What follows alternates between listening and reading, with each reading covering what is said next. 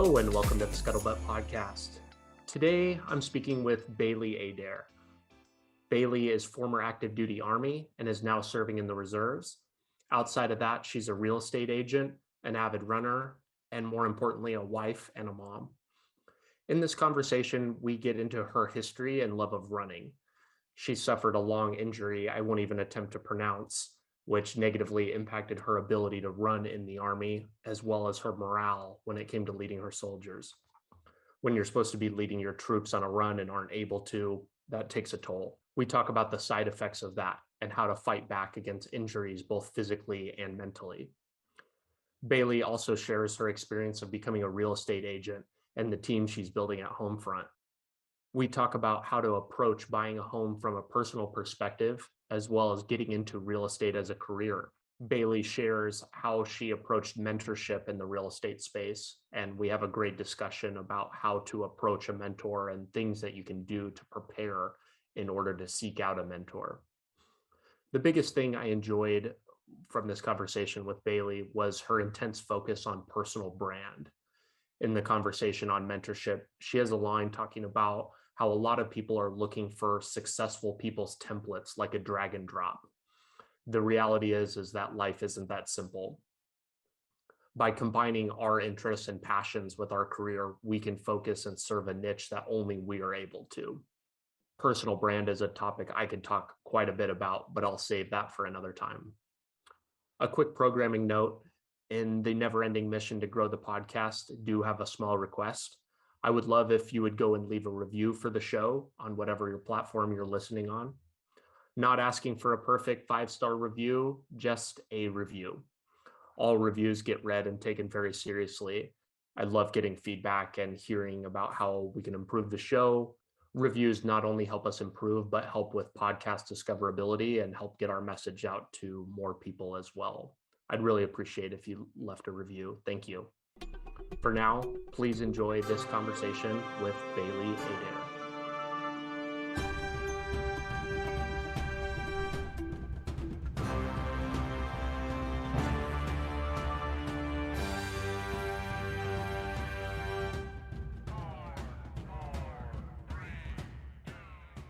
Bailey, thank you so much for coming on the show. I'm really looking forward to our conversation today. I want to start off with kind of like a difficult question, and that's whether joining the Army met your expectations. Okay, yeah, that is hard.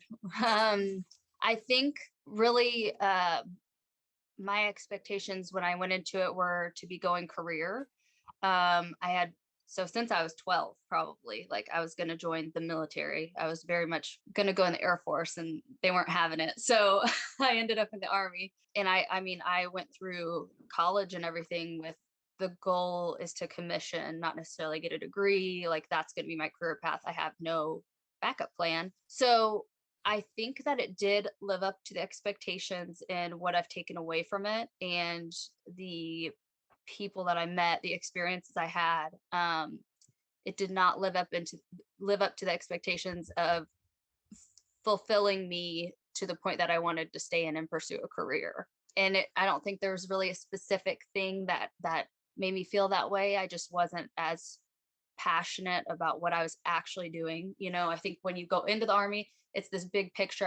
I'm like, a little gear in the cog of this huge machine that's doing something really meaningful. And then when you start doing it, you realize that like you're just a desk jockey like any other person, kind of, at least on the officer side. Like I'm doing a lot of work that feels meaningless and not quite as fulfilling as I hoped it would. So from that, I kind of realized also a big factor for me was spending more time with my family.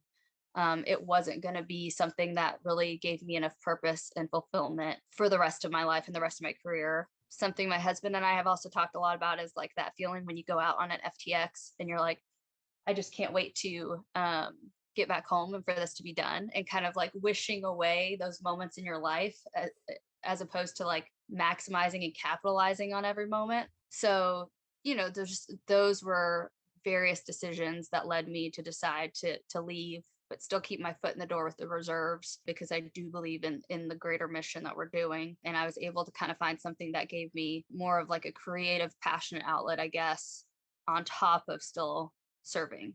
I think that I resonate so much with the idea of like constantly kind of wishing for like the next thing to happen, whether Mhm. it's like, you're I'm guessing like an FTX is like, is that a temporary, like you're going out to the field or something like that? Yeah, Is that yeah, yeah. for us non-army folks? Yeah. I'll equate that with like us in the Navy, like going out to sea. There was this constant kind of like op tempo of like, oh, we're gearing up for this, and then it's like this next thing, and you constantly are focused on whatever's next, like other than what you said, like focusing on just in the moment, and it does make it very hard to appreciate the things that actually happen. And Mhm. I think in some senses too, I have gotten into this with a couple people who have been on the show before, but talking about the lack of fulfillment that you feel because of that next thing that you didn't get to do, whether it's like the next rank or that special deployment that some people have done, or maybe it's Yep. like a combat thing or whatever.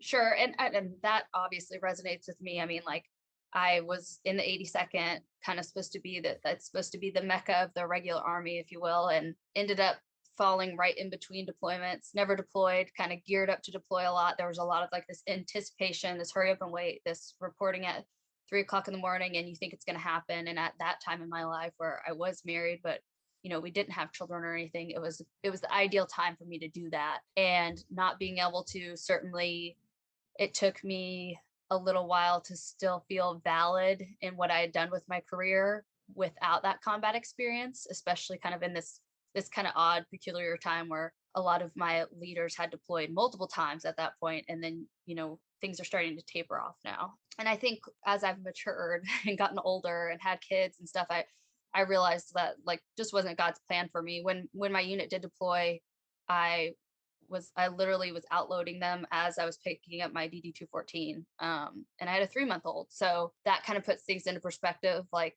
you weren't supposed to go with them because you have a baby now. And I think when I talk about feeling fulfilled in the army, also, that is what really brought things home for me, was feeling legitimate in how I was spending my time when I was away from him. I didn't want to be leaving for 2 to 4 weeks to go on training exercises, feeling like I'm not doing something like super productive or fulfilling, and taking that time from him. Yeah, I think the more and more people I talk to, and it was kind of even or part of the reason I got out. Not even I didn't even have a family to get out for, but it was Mhm. like still one of the driving reasons to getting out. What do you think? And I mean, this is kind of big picture and probably way above both our pay grades. But what do you think should be the long term objective of the military when it comes to balancing family life and trying to retain talent? Sure. So I think most of my experience being at Fort Bragg, I've spoken to other people that had completely different experiences at even a different post, right? And I think all the way down to company command leadership, you can have an impact on a person's experience from that point of view. Like I had a commander, so a captain, who was making us stay there until 9 p.m. for no good reason, kind of like wasting time. And the whole morale of the company was just like abysmal at that point, right? So I do think that like just company command level leadership can make a huge impact on that. Obviously, you need the support of your leaders if they're doing the same thing to you all the way up the ranks. But I'm not sure that I have like the total answer just from where, yeah, my pay grade right now. Um, and this is actually something I connected to, and I'm sure we'll get into, like Patrol Base Abate and Major Schumann kind of talking about being like for the boys. I feel like that resonates with me a lot as a leader. Whereas I've seen a lot of leaders in my like 5 years that I could tell were more of what I would call like gunning to be Pentagon generals or something like that, right? It's like more of a diplomat, very like serious, very concerned with how like they're portrayed, maybe very intellectual, and just like not really focused on connecting with their like enlisted soldiers, not really focused on connecting with, say, their lieutenants and mentoring them, and just like overall taking yourself too seriously. I don't really know why we've trended, like seems like we're trending that way towards more officers being that way, or how we can fix it. But I do think that like loving on these little baby soldiers, little baby privates coming in, as I like to call them, like showing them the way is what's like critical step one. And I think that that maybe has been neglected for a little while. They've been neglected for a little while. And that could come down to just be like getting away with too much bullshit, because as soon as, that first experience, the first 6 months that they're there, what they're seeing people doing, they're soaking it all in.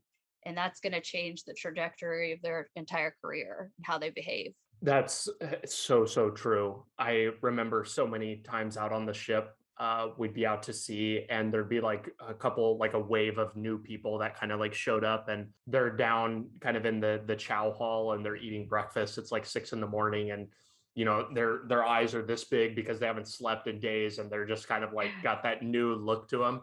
Hmm. And it's weird because like senior or like NCOs will like kind of gravitate towards them in order to just like shit talk the Navy, or like I'm Hmm. sure I know that that happens in every branch, Hmm. but Hmm. it's like, and I don't know how many like yelling matches I got into where I was like trying to tell people to stop, because it's like you're literally like ruining the next wave just Yep, because you are soured and like your military experience hasn't been good doesn't mean that another person's will be that way. exactly.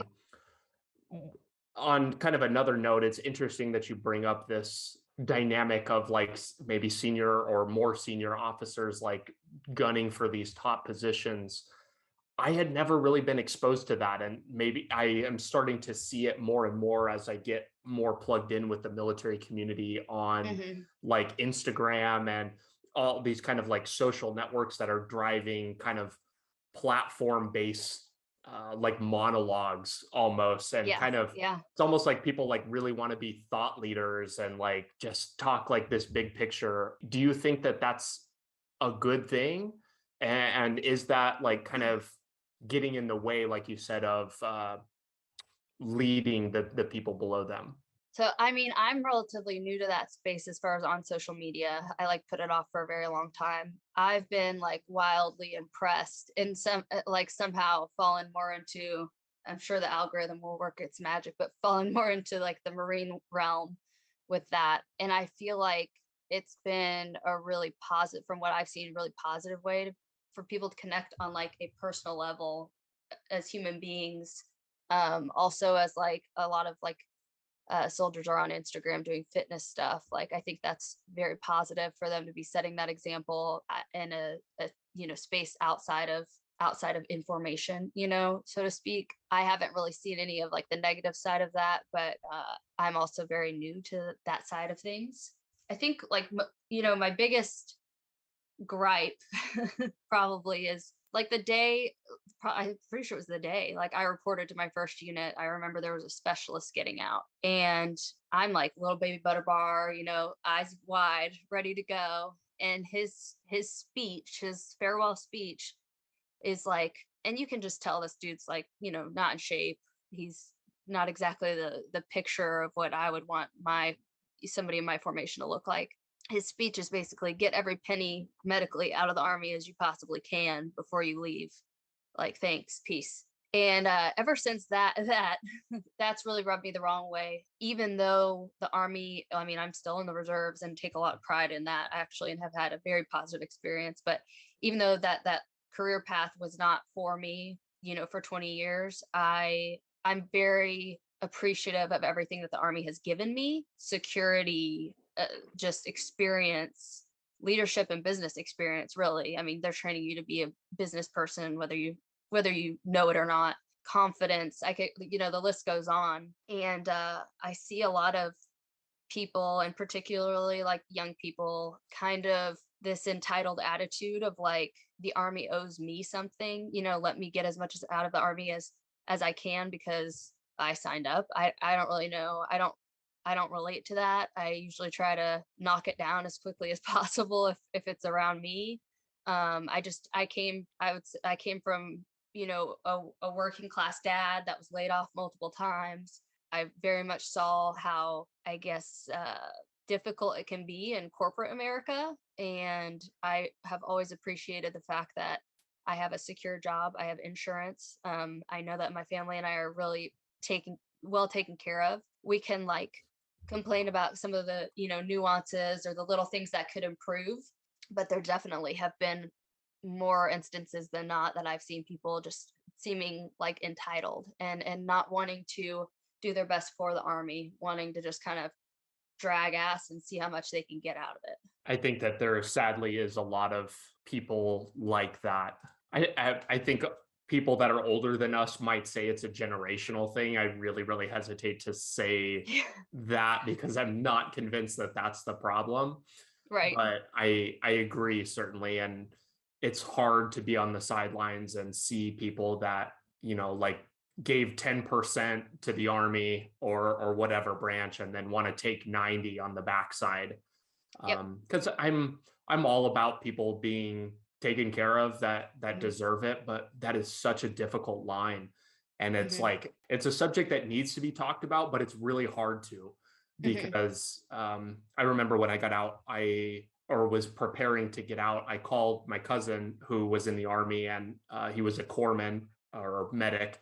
And I was kind of asking him about the medical process. And I was like, they're asking me these questions about things that I may have experienced, that like trouble that I'm having physically. And he was like, I see people that come in here every day and just cook up the wildest shit that you've ever dreamed of. He Yeah. said it's a going through your exit process, and like when you fill out the paperwork for the VA, he said it's very personal, and your morality is going to be called on Mhm. to when you fill it out. And that's now what I tell everybody when I talk to them. I'm like, you can really cook up something wild if you want to.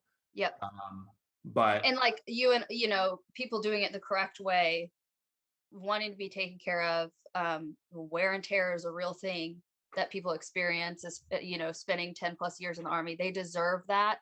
And I think people like that are just doing a disservice to the average guy getting out that does end up collecting, say, 20%, feeling guilty about it, because they've seen the people that have taken advantage of the system and don't want to associate themselves with that.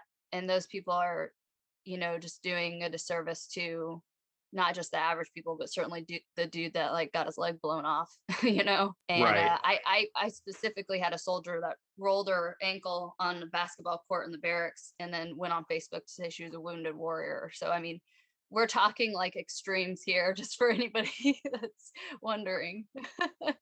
That's really something. Yeah. Yeah, the shoe fits, just shove it on there and make it work, I guess. I have come to understand that you are quite the runner. I'm guessing you got to do a little bit of running in the army. I think that they generally like to do that. Yeah. So running has been like an important facet of my life since I was growing up. We moved to the Austin area, so Cedar Park, in the early 2000s, and my mom started coaching, and we never did that before. I was 8 years old. So very quickly, like a large time spent together was running triathlons, stuff like that. It is some of like the best memories I had growing up as a child, racing and watching her race. And my dad also got into it. He's not quite as extreme as she is. She still does ultra marathons. She's just a stud. So that was very influential for me growing up. But probably from high school age, I started to experience like some serious pain in my legs. And that has been a journey in itself that has kind of attempted to snatch like the dream of being an ultra runner away from me, but I refuse to allow it. And I mean, we're going on, I'd say, a decade of that battle. And I'm signed up for a 50K in July. I'm not on track to complete it, but I'm kind of to the point where I'm gonna like crawl across the finish line if I need to.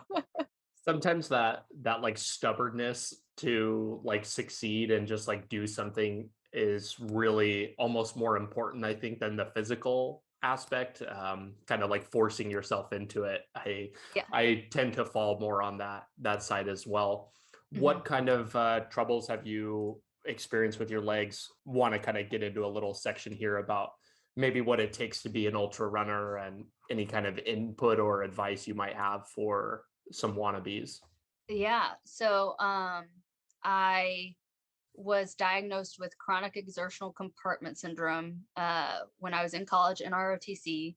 Obviously, kind of young, really like wanting to be the best I could possibly be. And it took a long time to get that diagnosis. If you want to know about it, I would just recommend Googling it because it's kind of a loaded thing. But just super bad pain when I was running, misdiagnosed as shin splints for a long time before finally realizing I needed surgery. Can end up, in severe cases, it can end up causing muscle damage, kidney failure. So like it really has to be addressed. You can't just kind of like run through it. So I got surgery for that, and I was doing pretty okay for a few years. But at that point, I was very much more focused on like my career, army, let's max PT test, not let's run an ultra marathon, because it does take a lot of time and obviously dedication to run the miles that you need to do that. Though I know that there are some people that do that on active duty, and like more power to you. It wasn't for me. When I got out, part of that like finding myself and like my identity and my purpose again was like reintroducing myself to running and kind of trying to get back after it. I had another surgery also while I was in the army, and basically have been undiagnosed on some more issues that I've had since then. And I mean, that was when I ran into med board a couple times, was able to basically come to a compromise on a permanent profile.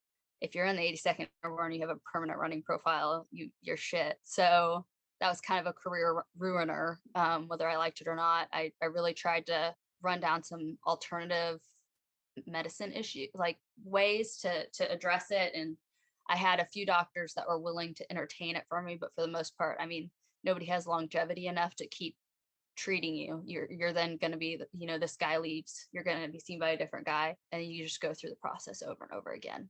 What do you know that like causes that mouthful of condition? Like, is there anything specific about form or shoes or anything that kind of leads to that? So it can be genetic, or they see it in a lot of kids that were excessively running or exercising before everything kind of was developed, which I certainly fall into that category. But there isn't like an insane, I don't know the statistics, but there's an insane amount of people in the military that have been diagnosed with this. If you look at like the percentages and proportionate to just the average Joe Schmo, a lot of people have been diagnosed in the military, and like not a lot of research being done about it. Obviously, it's not like a life, limb, or eyesight sort of a thing, so I'm sure it just kind of gets pushed under the table. But I would love for somebody to go down that rabbit hole and see what else could be a factor in that, because yeah, I mean, it is causing people to get a med board, or end their careers. And other than a fasciotomy, that's pretty much where things stop as far as what they will offer you. Well, it looks like, according to Google here, all it takes to treat it is ice and some ibuprofen. So There you pretty go. much Yeah. the treatment in the military for everything. Maybe some new socks that will Yeah. that'll probably make an impact. Talk to me a little bit about any kind of I don't want to say like dirty looks, or you said that it was a career killer at the 82nd. Are you getting like negative repercussions because of a medical condition like this? And what does that look like? Yeah. I mean, so I was for it. If you can't run in formation with your troops, like you can't be in front of them. And it's just one of those things that maybe it's a tough pill to swallow, but I agree with it. I think my biggest, and I would say that like I was pretty bummed out about it. I probably started like slacking off more, being what I would now say is a shitbag, because I was depressed about not being able to compete with my peers at that point. And I mean, we had a ton of like studs, and kind of going through this like asking for help and not getting any was getting pretty frustrating. So yeah, not being able to like run definitely I'm sure I never experienced anybody being like negative towards me. Everybody was very understanding. I had great leadership that was supportive. They knew I had multiple surgeries. So they knew that I was running down the issue, which I do think is important for anybody in that situation. Like, be vocal with your leadership, and also ensure that you're taking the right measures and taking the time to try and fix yourself. Because I think a lot of people, like I said before, are just like, well, guess it's over. I guess I'm going to take the med board, take whatever. I think it's important that people try to rehab themselves. And you hear it a lot, at least in the Army and in command. If you're trying, like, ask anybody, if you're trying to kick somebody out, it's quite a process. And you hear that you need to rehab soldiers, whether it's, mentally or physically. But I don't think as much. I see it on remedial PT kind of side, where people are just overweight or not being able to perform to standard. But I haven't seen as much of that rehab on the physical side for injury. And I think part of that is because it's kind of like, well, it's okay if you get med boarded out and you get some sort of compensation. I think also a lot of people don't know that just because you get recommended for med board and the med board goes through does not mean you're going to come out with a fat pocket full of cash. They will kick you out and give you 10-20%, which will not be enough to cover your living expenses for the rest of your life. Well, and I think too, from maybe a money perspective, that's might be driving more of the decision around like retaining people and like trying to work through those types of problems. And rather than saying, hey, we can keep this person around and like, continue to pay them to be LLD for the rest of their time in, or we can just eat the cost of like recruiting somebody new, which the cost is high, but keeping an unfit soldier for a long period of time is going to be exponentially more expensive. Absolutely. I think the thing that bothered me there too is that it would have been easier for me to get a med board and essentially get kicked out, right, for compartment syndrome, which in reality, like, and the thing that didn't sit well with me is like, I 100% could have deployed. I 100% could have been fine, doing my job in an austere environment. So to me, I did not deserve a med board, but it would have been easier for me to get out and leave than somebody who is failing a PT test or failing height and weight, where you have to do these months and months of counselings and all sorts of, remediation. I didn't think that was the right answer, because I think that I had plenty of potential if I could just get this injury sorted out.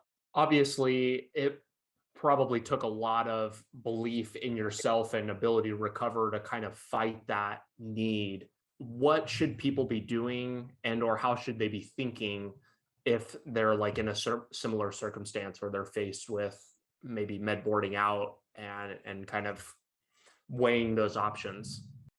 Yeah, well, I think one big factor for me was just knowing that, like, I wasn't necessarily going to get enough support from a med board to carry on living expenses. Like, I didn't want to lose my job because of that. It didn't make sense. But I think at the time, after going through it for quite a few years, I was pretty much like, well, this is it. And I was able to refuse med board, take the permanent profile so that I could go into the reserves and continue my career there, where it has been easier for me to go and seek civilian care and kind of troubleshoot on my own. And I even noticed just from PCSing to a new duty station, them not having quite as much, not being as busy at like the hospital, and these providers not being as busy, being able to get in for more consistent appointments to kind of get to the bottom of what was going on with my legs, which I think now we've pretty much arrived at. I have like nerve impingements in the back and the tibial nerve of my legs also,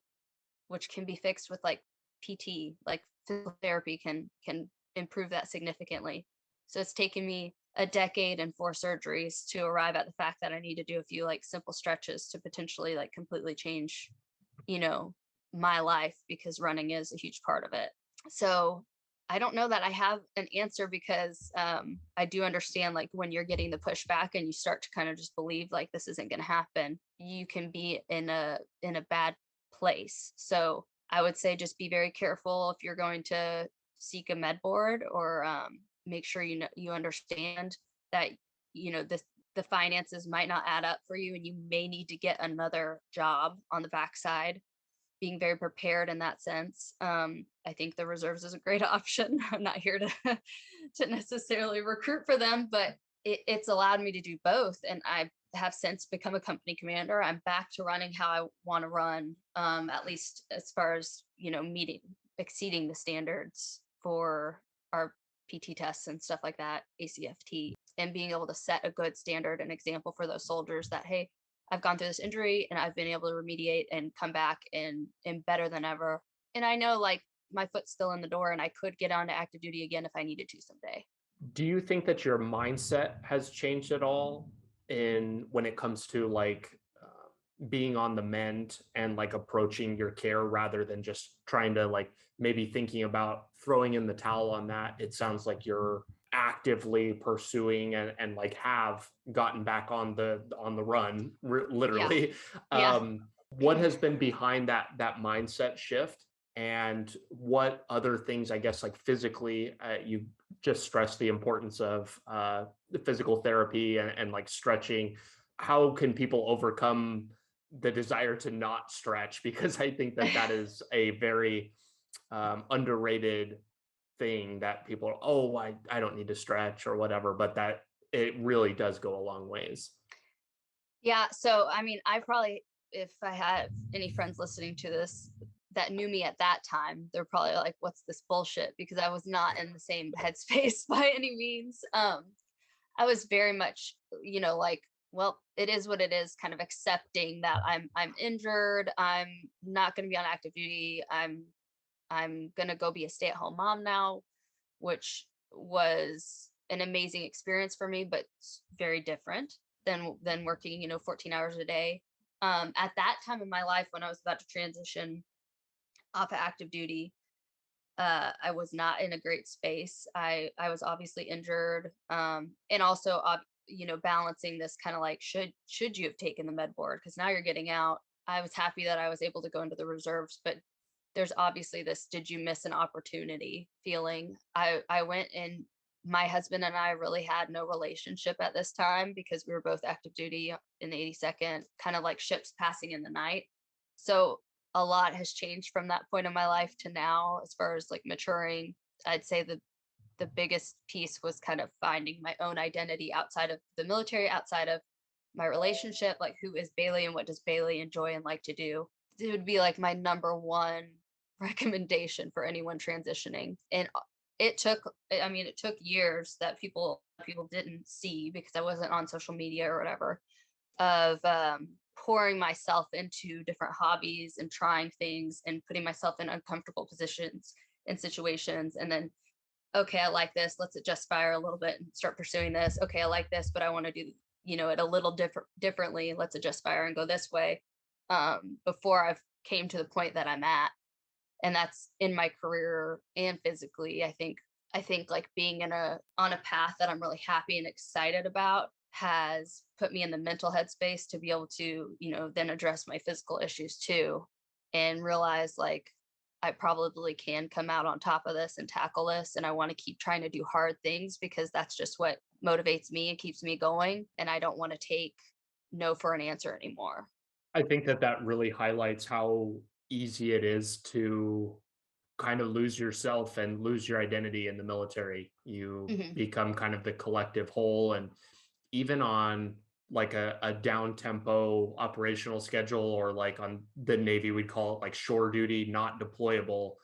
It's hard to have hobbies. Like it Yeah. really is. And especially something like running. You pointed out people that maybe do like ultras and like running while they're in the service, but it's kind of weird how the military can like take something that you love and ruin it. Um, like Yeah. running is suddenly not very fun Yeah. when you have to do it for, you're running with a large amount of weight strapped to you, or like things like that.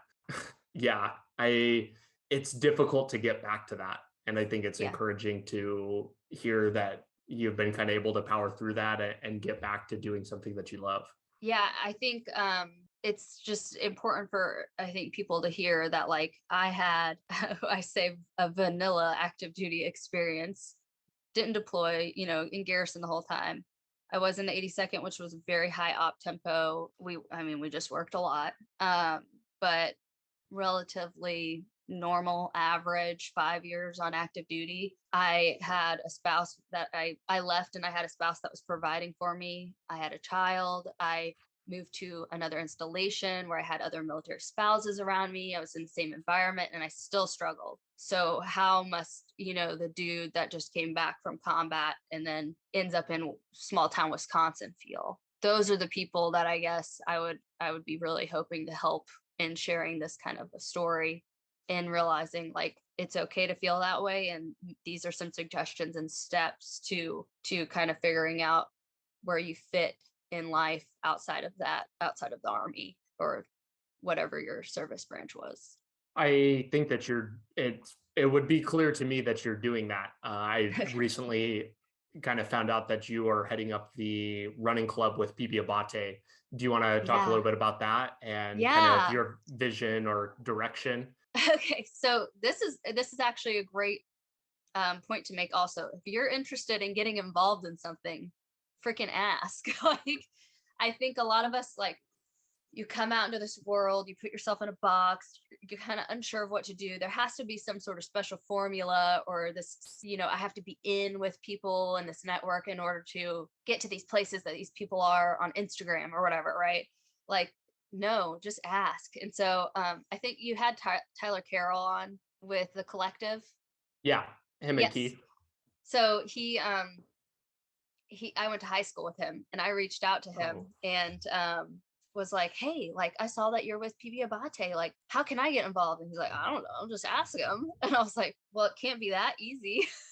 So I signed up, and I emailed the running club captain at the time, and Jason's like a super amazing guy that responded and was like, I said, I want to do more than just participate. I want help. How can I help? Like, I have time. What do you need from me? He said, actually, I'm head of the Boston chapter, and I'm also the running club captain, and I'd really like to start pouring my energy into the Boston chapter and hand off the running club. Would you be open to that? No pressure. And I was like, yeah, I don't know how qualified I am, but let's do it. And it was just easy as that. So lesson learned, there's no like secret code or people you have to know. Just freaking ask, and most people are going to be really happy to have your help. So I've just been spending the last month or so trying to kind of get everybody re-engaged on different platforms. We have a Strava group. A lot of people like to talk on the PB Abate forums. They just share, everything from like, I went on a 3 mile run to I'm running, 100-miler at the end of the year. What kind of tips and tricks do you have? So trying to get people vocal back in that space. And then I'll be going through and trying to link people up with locals that they might not know are also in the club, so that they can start doing some in-person runs together.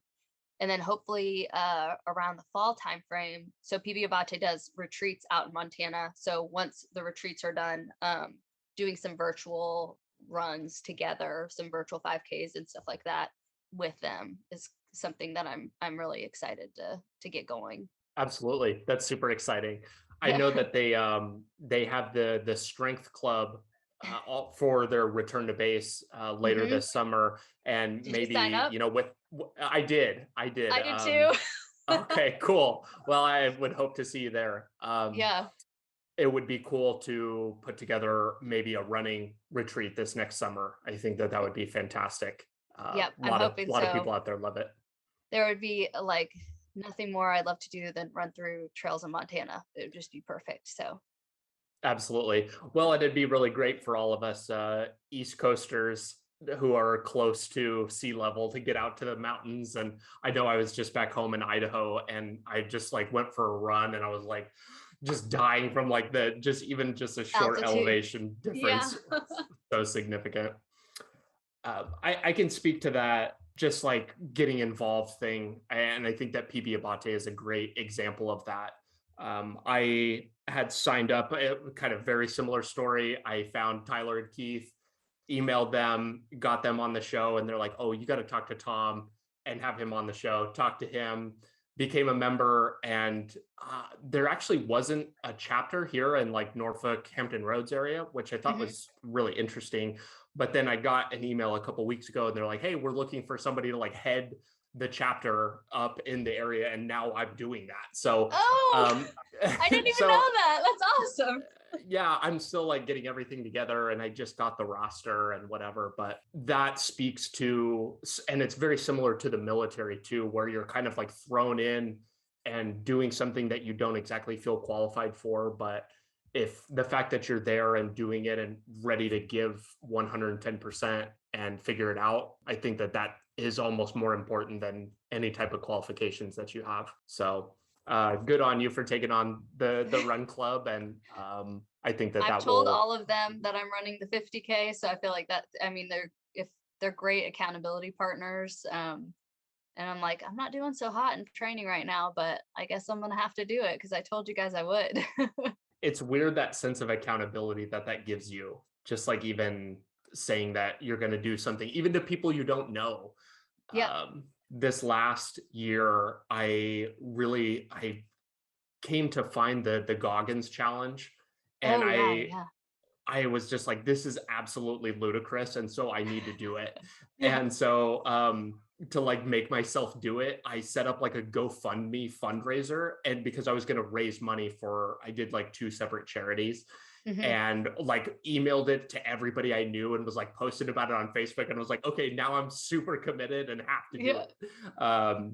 And it was totally terrible, but raised some money for charity and it was a lot of fun. So that like external like accountability is so powerful. Absolutely. I want to get into a little bit of your transition and slowly work towards your maybe part-time career with real estate, in addition to being a mom and a wife, and also a weekend warrior too.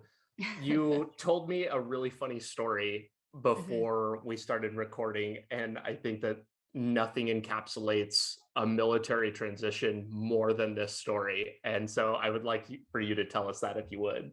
Okay. So, yeah, I I was a stay-at-home mom for a little over a year when I first transitioned out, and I started to pursue real estate because I watched HGTV and I could do what they were doing. Is exactly what my thought process was. So I found a mentor, which we can get into that later because I think that's also like critical if you're trying to pursue a new career out of the military. She invited me to their house for a 4th of July pool party. So my husband and I, he's from Oklahoma and I'm from Austin, and we suited up in our best 4th of July gear. I had my cutoff shorts and a ball cap, and I think he was wearing a beer is good shirt with some American flag swim trunks. We both had six How pack. short were they? His swim trunks. Yeah, I'm guessing Okay, they were like abnormally short. no, he's the knee length kind of guy. He doesn't Oh, knee subscribe length to the guy. short shorts. Okay. I was gonna um, say, like, I think every pair of American flag shorts I've seen are Ranger pretty panties. short.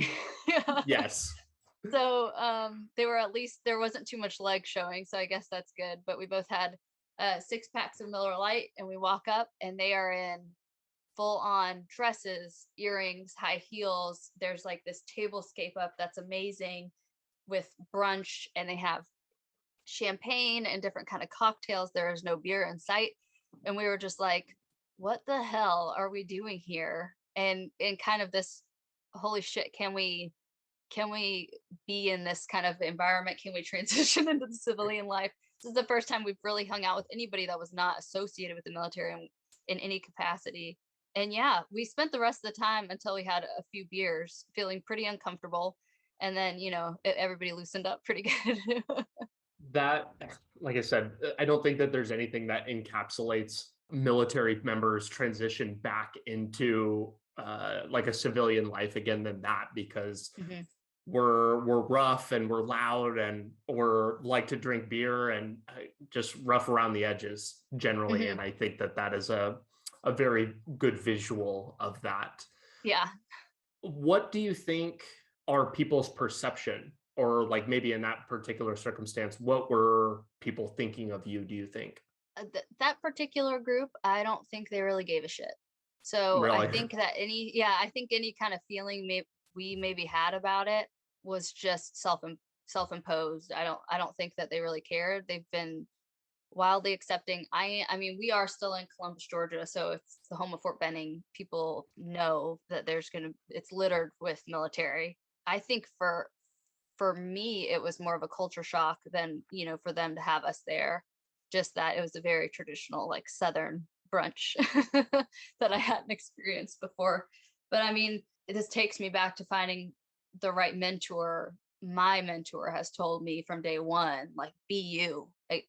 Whatever that looks like, do it. You don't have to do things like me. You don't have to look like me, dress like me to be successful in this career.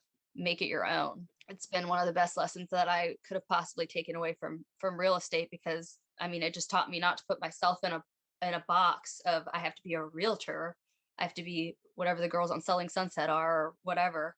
It's more like, how can I make real estate fit Bailey, and kind of, brand is kind of a dirty word, but what I want my brand to be. Well, I think that the whole concept of like a personal brand is super Hmm. important. And Hmm. that's what, people that we follow online that we don't know, and like celebrities and personalities, they have that.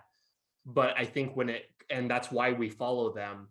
Yet sometimes when it comes to us applying that to our own lives, it almost feels like we need to be a certain way.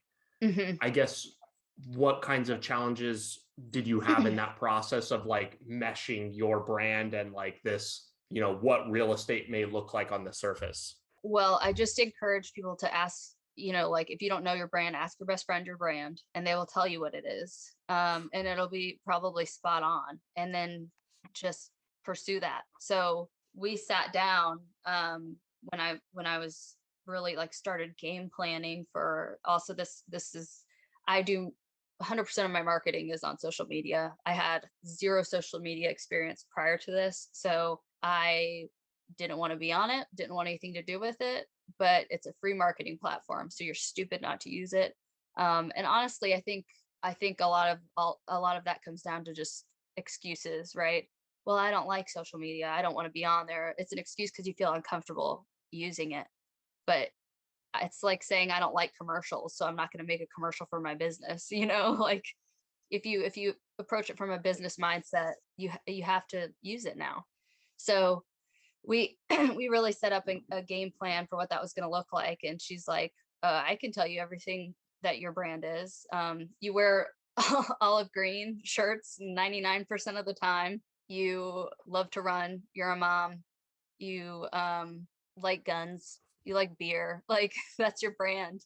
Let's lean into that, and we can figure out who your niches and who your customer base is. And it's okay to be seeking those people out, even if it's early in your career and your business, because other people are still going to flock to you if you're just confident about who you're trying to attract. And it's worked. That's super interesting to hear. I don't think that I've ever listened to somebody talk about real estate in that way, because it seems like it's a large market, I guess. And, houses just got to be sold. And Hmm. I don't think that a lot of people apply that type of personality, I think, generally to the experience. I think it's really important though. And it's unique because when your product or whatever it is that you're selling is for everybody, it's kind of also for nobody at the same Hmm. time too. Exactly. Yep. And I mean, they all act the same, look the same for the most part. The thing I connected with the most with my mentor, Megan, who better be listening to this, was was that we both were very passionate about customer service. I needed to feel that purpose again that I felt in the military. I needed to feel like I was serving somebody in that same capacity, and turning that attention towards the local community, towards soldiers that are PCSing in and out of here. I had a unique perspective of PCSing a few times myself, so I had a lot to offer in that sense. And we just tried to utilize that to create, just something different that we can offer, because 99% of the real estate agents look the same, they post the same stuff, they talk the same, and it's very businessy and not very personal. And that's really where I've seen most of my success, I'd say, is just talking to people about where they're going, what they're doing, where are they in their career, okay, well, now let's talk about buying a house. And people that have said that they have, decided to go with me, that's been their feedback is like, well, the last lady I talked to, I didn't know anything about her. I didn't, she didn't seem to care really about what I'm doing in my career. She didn't understand maybe. It was just like, let's look at houses now, and very salesy, right? And it's really like the most personal experience for somebody to buy a house that they're going to live in, that they could bring their babies home in and stuff like that. And especially when you're doing it in the military and you're kind of given this like 10-day window to find a house, which is crazy unrealistic. How can we kind of like modify that and help people do it more efficiently and seamlessly? And that gave me purpose, feeling like I was giving back to my people, to the like active duty veteran community in a big way. And I think I started off pretty unemotional about it, and seeing the impact that it's had and people actually feeling like this is a really smooth PCS for me. And that might seem like a really small thing, but it fulfilled me and gave me that sense of purpose again. That's such an interesting take on like how to give back to the military community in a unique way. And I think that that Hmm. ties into your personal brand so much. And Hmm. when you're having those types of conversations, when you're motivated by more than just selling somebody something, there's like this energy, and like you can just feel it when you're talking to somebody, because you know that they're driven by something much larger than just the surface level of like moving you through, with the rest of the herd. Right. Are you targeting people that are just PCSing? Is that kind of your main kind of niche that you're focused on? Yeah, so I have been I have a PCSing game plan that just helps people kind of across the country. You don't actually have to be in Fort Benning for me to hook you up with an agent. If I don't I have pretty much agents at every installation army wise so far. If I don't have an agent there, I will interview agents on your behalf and find the right fit for you. Say we've got somebody going from Hawaii to Fort Campbell, Kentucky, linking them in with somebody months in advance to try and make that whole transition smoother and more seamless for them. But I've been doing local business too, certainly not turning anybody away, but I think it is important from a business perspective to have a target audience that you're going for. And it kind of seems to have like optimized business, if you will. I'm also very excited about like growing kind of this real estate agent slash investor community or group.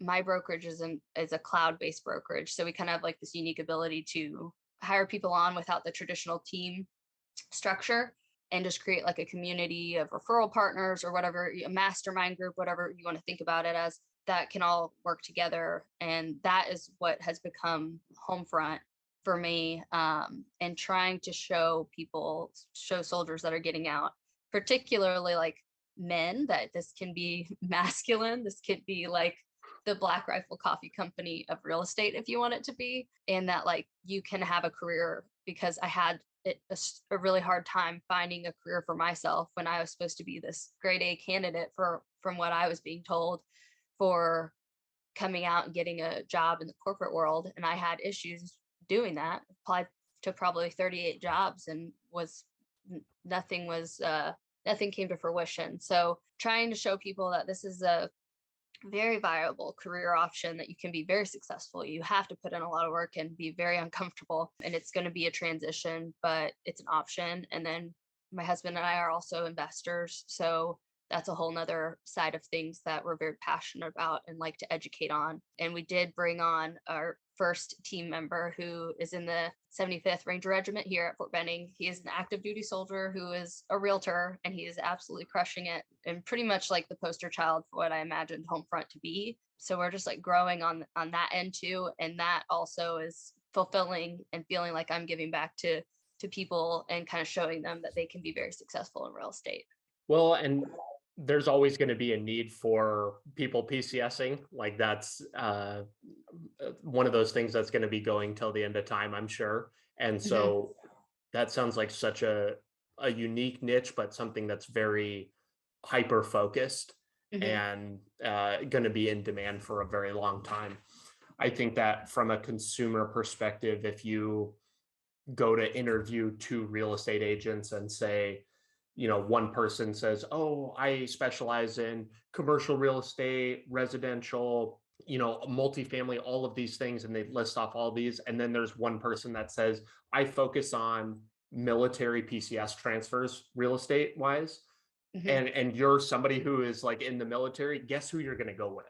Like the one Exactly. person who is like, it's hyper focused, but it's big enough for you to kind of make a living on. And I'm sure a lot of people to make a living on. I want Yeah. to talk. Oh, go ahead.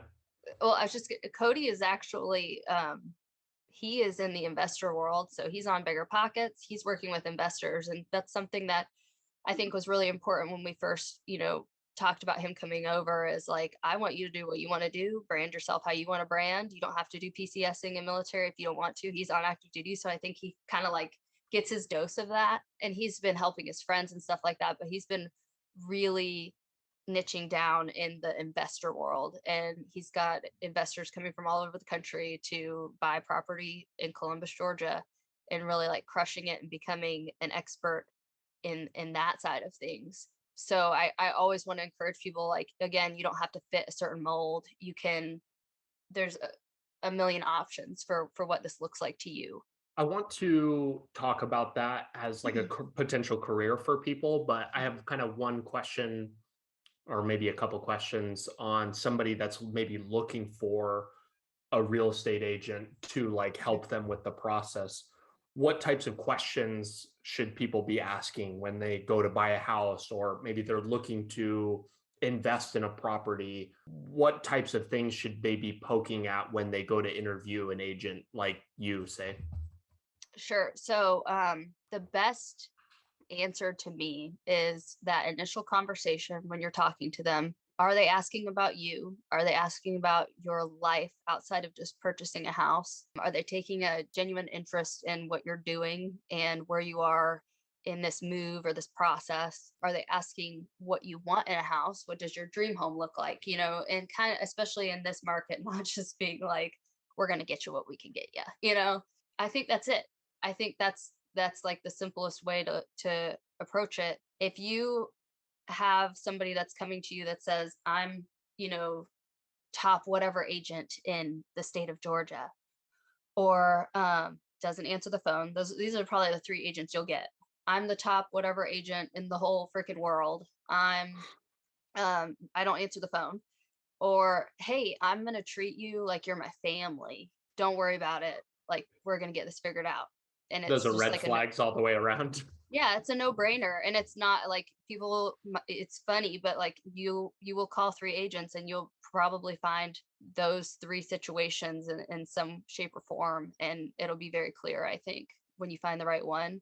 But I do encourage people to interview multiple agents. I also subscribe to this kind of like modern agent approach, which is on social media. I do encourage people to check out social media because that's the trend of this. And I guess the matter of the fact is there are a lot of very old school agents in town that are not going to have the same relationship with the community, especially if you're a young person, the same relationship with other agents as somebody who's kind of like with it, if that makes sense.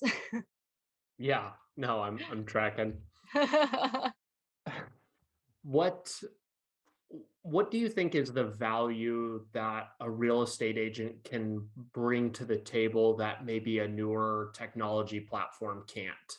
I Okay. bought a house this last year and used Redfin, had Yep. a really fantastic experience. We bought our house in a military town, and it was very tech intuitive for a young person, I Hmm. suppose.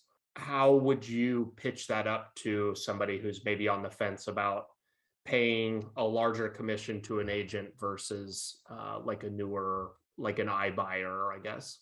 Yeah, I mean, I'm not overly privy to like how the whole iBuyer stuff works, to be honest with you. And I'm also not somebody that's interested in, I guess, selling myself over Zillow or Redfin or something like that. I just feel I'm like, if my value is I'm going to look out for your best interest. I do have like the investor mindset where I do take a lot of pride in like being able to tell people the return they could potentially get on a property based on the area. An iBuyer situation is not going to be able to necessarily tell you location wise if you're in a good spot or not. So, for example, if you're in Columbus, Georgia, there are places that I would definitely suggest you not go versus places you should go. And we have a lot of investors that ask for us to go look at houses in locations that I would, that I'm able to tell them wouldn't go to that neck of the woods. Hmm. So it definitely depends on the location that you're in. But at the end of the day, I think like personal relationships are going to trump that no matter what. I don't think that I don't think Zillow or any of that stuff is going to be able to take out the realtors, if you will, anytime soon, because we do take a lot of pride in learning our town and our community and pouring ourselves into it and being able to advise our clients like as experts the best we can. I think that goes back to that specific knowledge type conversation where you've Mhm. got, you've lived in a town for 10 years and you're very familiar with, like you said, the neighborhoods and the school districts and all of those things that will flow out naturally in the conversation of Mhm. understanding what a person is looking for. Whereas maybe the experience on an app is much less personal. Yeah, and I also have something that we're able to advise on too here is like where's the city growing is on again more of an investor side. And I'm very passionate about putting military families in the position to hold their properties when they PCS if they want to really like build wealth. It's like one of the most unique situations that you have in the military to be able to pick up properties here and there and build wealth for your family, because at the end of the day that retirement might still not provide for you, but if you have all these houses across the whole nation with passive income, like that's huge. So I think also understanding like where the growth is happening, which here like it's very clear kind of where the businesses are going and where the market's kind of trending in different locations. I think that's like added value that you're not going to get from a computer or a website too. Coming at this conversation from a career perspective, if Mhm. somebody's thinking about a career in real estate, what does that look like getting into the space? I know that there's, you were kind of alluding to it earlier, but the market's like been pretty hot the last like year or so. What does it take to really make a living in real estate? Again, first thing is like find somebody doing what you want to do. Doesn't have to be just in real estate, I guess, but find somebody doing what you want to do and ask them to talk and basically make them your mentor. That's the first step that I did. And I wouldn't have, you know, I think that a lot of people make a lot of excuses for not doing different jobs, right? It's usually like, I can't do it because for us, it was very risky. Like, this is a huge risk. We have two boys. My husband, got out at the same time that I was pursuing real estate to start a small business. Like, none of this made sense. But at the end of the day, we took a lot of risk, but it was calculated risk. And we did our homework in making sure that like this was going to be able to pay the bills, and having that conversation of like, this is your bottom line that you have to achieve. And then finding somebody that's doing what you want to do and running them down, not taking no for an answer, and getting in front of their face and figuring out how they're doing it. And always keeping in mind, I mean, my mentor Megan is like the yin to the yang. She's like this tall redheaded who only drinks champagne and wears beautiful dresses all the time. Nothing like me, but our values were the same. So I said, I'm going to take, what Megan's doing and then turn that into Bailey. So finding somebody who shares your values that can be your mentor. She's extremely successful. And I've just been a sponge and learned everything I can from her and translated it into my version of that. And I think that that can be done in any kind of entrepreneurial setting.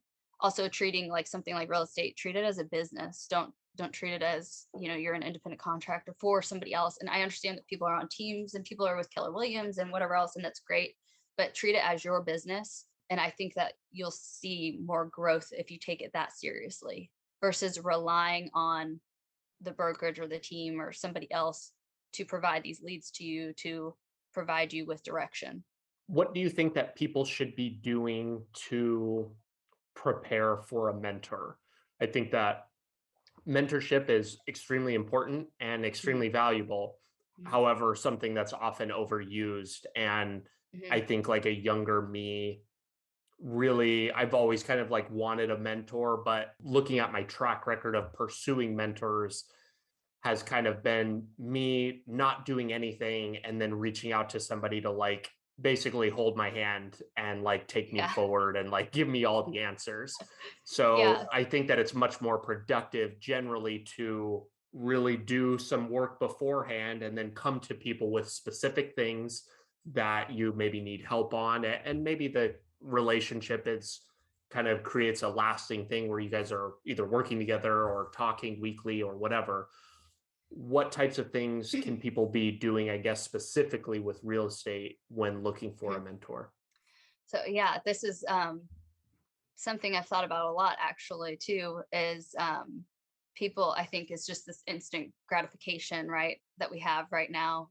Very like everybody's a consumer. Everybody wants to look up how to do something. Everybody wants to find somebody that is doing what they do and then get this template for exactly how to do it. But at the end of the day, if you're using somebody else's template, it's not going to work because they're doing it. You have to make it your own. Otherwise, it's not going to be a unique idea. So, one thing is, and this is something that anybody that's coming into Homefront is told up front, I'm not your team lead. I'm not your manager. I'm not in that business anymore. I don't want to be your platoon leader. I don't want to be your company commander. Like, you're a big person. You can do real estate on your own.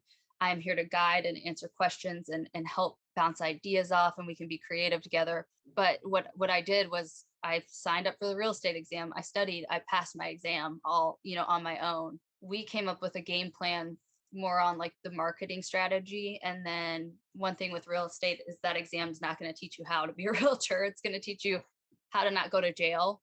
I did some shadowing with her, probably about 3 months shadowing listing and buying side. We do, and then learning kind of, you have to learn the forms and all that stuff. And then after that, it's kind of like, hey, Freddie, it's time to fly. If you have questions, you can come to me. I also keep it very formal in that like I have a calendar and in my Instagram, and if somebody wants to meet with me, they have to like schedule a time in that calendar, kind of protecting your time in that sense as well. I think is really important, setting those boundaries up front. And so far that has been extremely helpful from me kind of trying to take on that role as mentor for other people. And then also I've received more than what I needed from her in those 3 months to be able to then move on. But you have to do the homework. You have to be able to like, go to that first appointment, and it's really awkward. You walk into somebody's house and you're like, hey, I'm here to sell it. Like, this is weird. And just kind of like swallow it and do it. And nobody's going to be able to like hold your hand and take you to it if you want to be a successful agent. I think there's plenty of people that are kind of like doing it for fun, maybe not like making a living off of it, that are able to get away with kind of having their hand held. And that's certainly not something that we're looking for at Homefront. And that's not something that she was willing to entertain either. Yeah, I think that you need to have a high bar from the very beginning. And it sounds like you're kind of implementing that Hmm. same type of standard, I guess, with your team at Homefront. Would you Hmm. say that that's right? Yes. Yeah. That's fantastic. Bailey, I've really enjoyed this conversation, and I'm really excited about what you're doing, not only with the Run Club at PB Abate selfishly, but with Homefront as well. Where can people go to find out more about you, Homefront, reach out to you, Yes. whatever you'd like to kind of throw out? At Bailey Ader on Instagram. That's where I'm the most active, and you can DM me there. I have BaileyAder@gmail.com too, is somewhere else. I've got a Facebook out there. I don't really use it. So I'd say Instagram's the best bet. Perfect. Bailey, thank you so much for your time. This has been great. Thanks. Appreciate it. Thanks so much for tuning in today. Your listenership helps me better educate people like you and the rest of our nation's military, both past and present, on building a successful life outside of military service. If you're looking for more ways the top vets are leading more effective lifestyles, building businesses, and using the resources designed specifically for you, press here for a selection of some of the best clips. Be sure to like this video and subscribe to the channel to stay up to date, and I will be talking with you soon.